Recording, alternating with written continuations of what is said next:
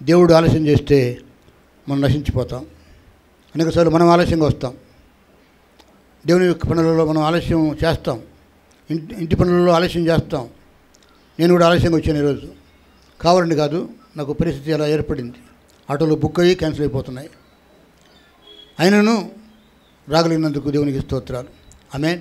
సమయంలో దావీదు భక్తుడు అన్నీ ఉన్నవాడు. ఒకప్పుడు గొర్రెలు కాసుకునే గొర్రెల కాపరి, తండ్రి ఆధీనంలో ఉన్నటువంటి చిన్న కుమారుడు, ఎన్నిక లేనివాడు. ఇప్పుడైతే దేవుడు దావీదును హెచ్చించాడు, సింహాసనం ఇచ్చాడు, ఇశ్రాయేలుకు రాజుగా ఉన్నాడు, శత్రువులకు భయంకరుడుగా ఉన్నాడు, గొప్ప విజయశాలి. ఆయనను తన జీవితంలో కొన్ని లొసుగులు, తన జీవితంలో కొన్ని నష్టాలు, తన జీవితంలో కొన్ని భయాలు, ఎవరికి చెప్పుకోలేనివి దేవునికి మాత్రమే చెప్పుకుంటాడు. మనుషులకు చెప్పుకుంటే వెక్కిరిస్తారు, ఎగతాళి చేస్తారు.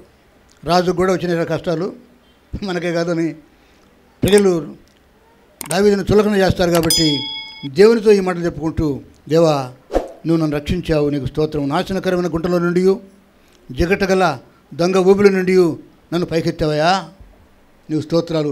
అయినను ఇప్పుడు నేను రెక్కలు వచ్చి పైకి ఎగిరిపోవట్లే.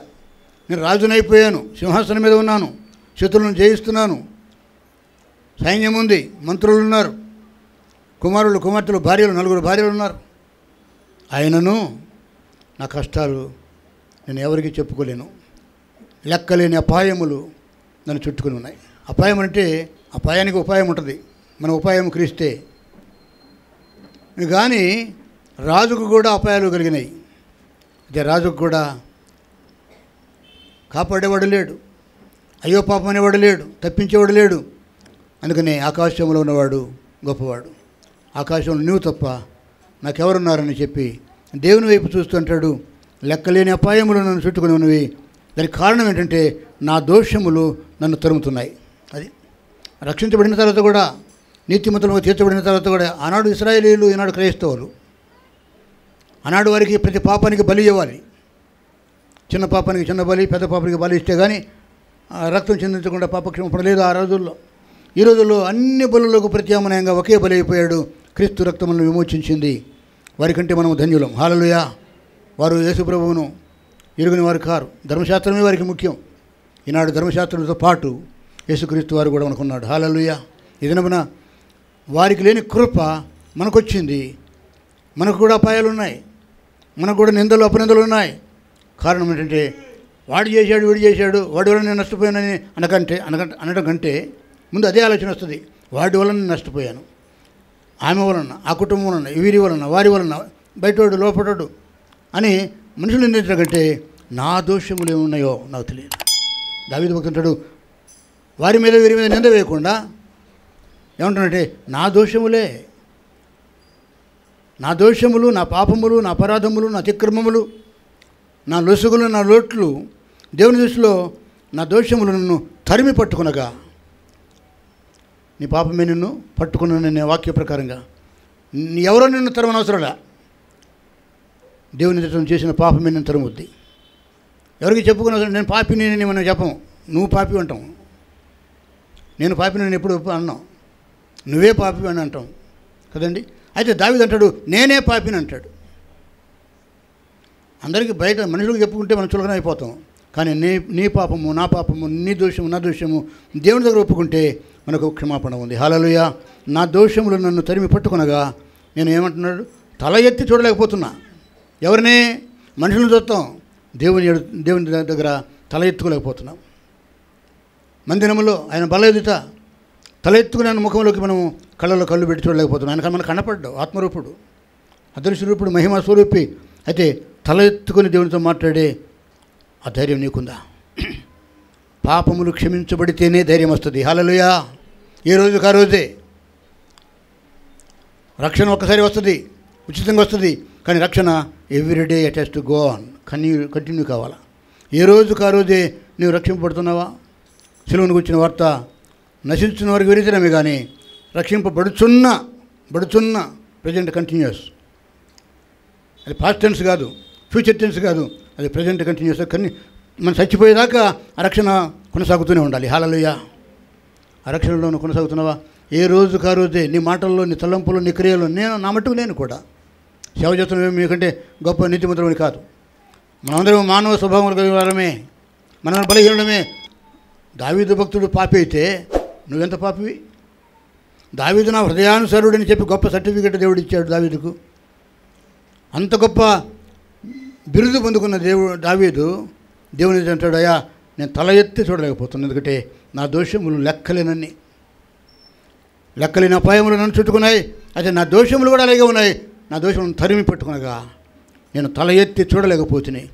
దేవుని ఎదుట తలెత్తలేకపోతున్నాం, మనుషుల ఎదుట కూడా తలెత్తుకుపోతున్నాం. సంఘములో తలెత్తుకుని దేవుని స్తుతించలేకపోతున్నాం.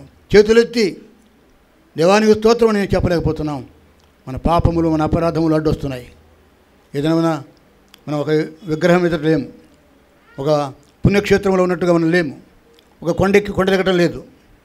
మందిరానికి వస్తున్నాం, నమ్ముతున్నాం మన మధ్య దేవుడు యేసయ్య ఆత్మ ఉందని నమ్ముతున్నాం, మనలో ఆయన నివసిస్తున్నాడని నమ్ముతున్నాం. అయితే నీ తల ఎత్తుకోగలుగుతున్నావా? తల ఎత్తుకోగలుగుతున్నావా? లెక్కకు అవి ఎలా ఉన్నాయంటే నా పాపములు, నా దోషములు, నా అతిక్రమములు, అంతేకాకుండా నాకు వచ్చిన లెక్కలేని అపాయములు లెక్కకు అవి నా తల వెంట్రుకలను మించి ఉన్నవి. నా హృదయము అధైర్యపడి ఉన్నది. ఏం చేయాలో తోచదు. రేపెట్లా, ఎల్లుండెట్లా, భవిష్యత్తు గురించి, పిల్లల గురించి, ఉద్యోగం గురించి, వ్యాపారం గురించి, సమాజంలో ఎలా బ్రతకాల, సంఘంలో ఎలా తలెత్తుకోవాలా, ధైర్యం చెడిపోయింది. నా పాపములను పట్టుకుని తరుముతున్నాయి.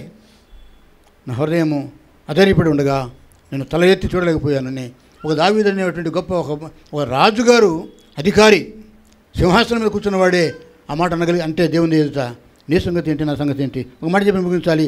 17వ వచనం అంటాడు, ఒక మాట ఒప్పుకుంటున్నాడు దావీదు, నేను ఎలాంటి వాడిని అంటే ఎలా ఉందంటే నా పరిస్థితి, పురుషులారా, స్త్రీలారా, భార్యలారా, భర్తలారా, కుమారులారా, కుమార్తెలారా, ప్రభు భయం కలిగిన వారందరూ ఆలోచించండి. ఏమంటున్నాడు చూడండి దావీదు, నేను బాధనందు దరిద్రుడను. ఏమంటాడండి? నేను బాధల్లో ఉన్నాను. రాజుకే బాధ ఏంటండి? రాజుకి ఏ సుఖం తక్కువ, ఆయనకి ఏ ధనము తక్కువ, ఏ సమృద్ధి తక్కువ? నేను బాధలో ఉన్నాను, నేను బాధనుతూ దరిద్రత అనిపిస్తుంది, దరిద్రుడను. మహారాజు దావీదు దరిద్రుడైతే నువ్వు నిష్ఠ దరిద్రుడివి, నీకంటే దరిద్రుడికి లేడు.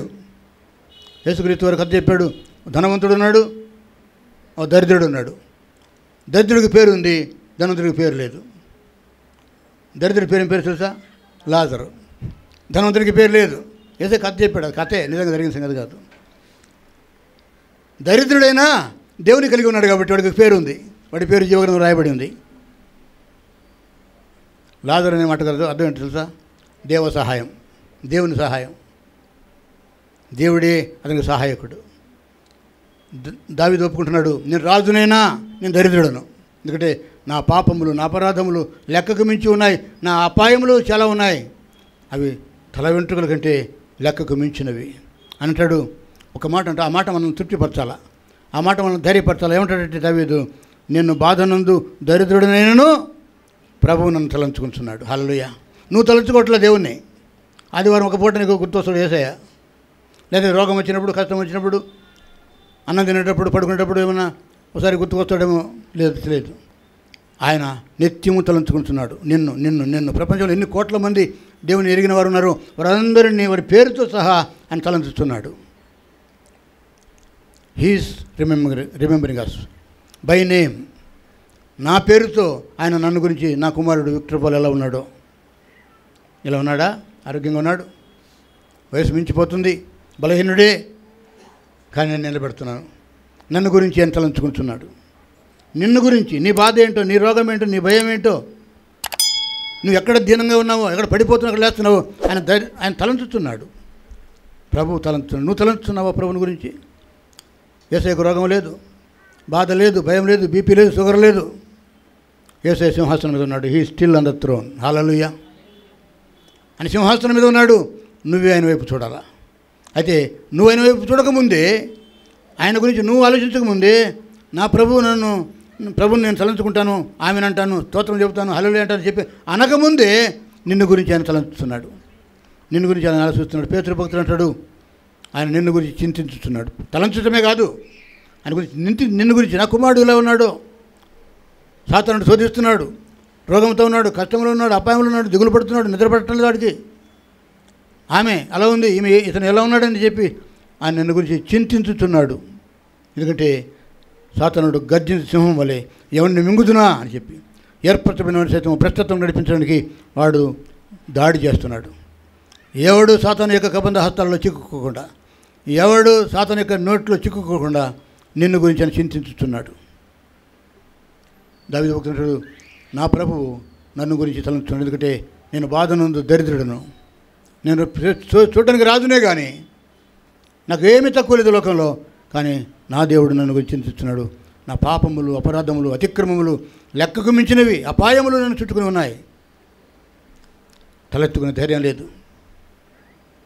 ప్రేమ ప్రభుత్వం చూద్దాం. ప్రభు దగ్గర కొన్ని ఏవి ఒప్పుకోవాలో, ఏవి విడిచిపెట్టాలో విడిచిపెడితే అప్పుడే మనకు ఆశీర్వాదం అండి. యేసు ప్రభుని ఎరగటమే ఆశీర్వాదము, నిత్యజీవము. ఓకే, అది నిజమే. కానీ నీ ఆత్మీయ జీవితం ఏ రోజుకు ఆ రోజు, ఏ క్షణానికి ఆ క్షణమే, ప్రతి గంట, ప్రతి గడియ నిన్ను పరీక్షించుకోవాలి. నువ్వు నీ ఆత్మీయ జీవితం ఎలా ఉంది? పడిపోయి ఉందా? నిలబడి ఉందా? నువ్వు తలెత్తుకుని చూడలేకపోతున్నావా ప్రభువును? అని చదువుతాం. హల్లెలూయా, స్తోత్రం. అందరం ప్రభువును చదువుతామండి. ఎవరు మౌనంగా ఉండొద్దు. నిలబడగలిగిన వారందరూ నిలబడండి. పరిశుద్ధాత్మను పైకెత్తి ఆత్మసముద్ర ఆరాధన చేద్దామండి. నీ ఆత్మీయ స్థితి సరిగ్గా లేకపోతే నీ శరీర స్థితి కూడా బాగుండదు, నీ కుటుంబ పరిస్థితి కూడా బాగుండదు. ఆయన కోపగించే దేవుడే కానీ ఆయన పగబట్టి నిన్ను నశింపజేసేవాడు కాదు. పగదిచ్చుకుంటే నా పని అంటాడు. ఎవరిని నశింపజేయాలని తెలుసు, ఎవరిని కాపాడాలని కూడా ఆయన తెలుసు. హల్లెలూయా, హల్లెలూయా, స్తుతులు, స్తోత్రములు, స్తోత్రములు, స్తోత్రములు, స్తోత్రములు. అందరము ప్రభువును ఘనపరిచి మన హృదయాలలో ఆయన గౌరవించి ఆయన ఆరాధించుకుందాం. స్తోత్రాలు. దేవుడు ఆత్మ కనుక ఆరాధించేవారు ఆత్మతో సత్యముతో ఆరాధించాలి.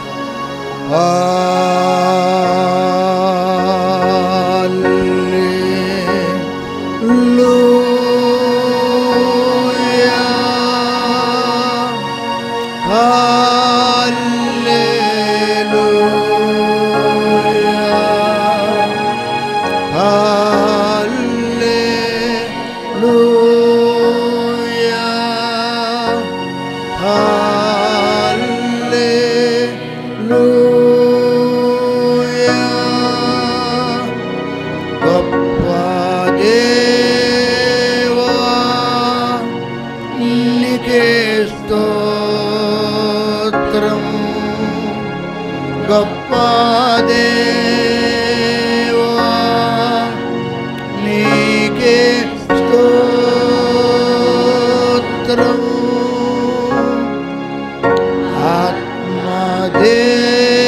ఆత్మదేవా నీకే స్తోత్రం. ఆత్మదేవా నీకే స్తోత్రం.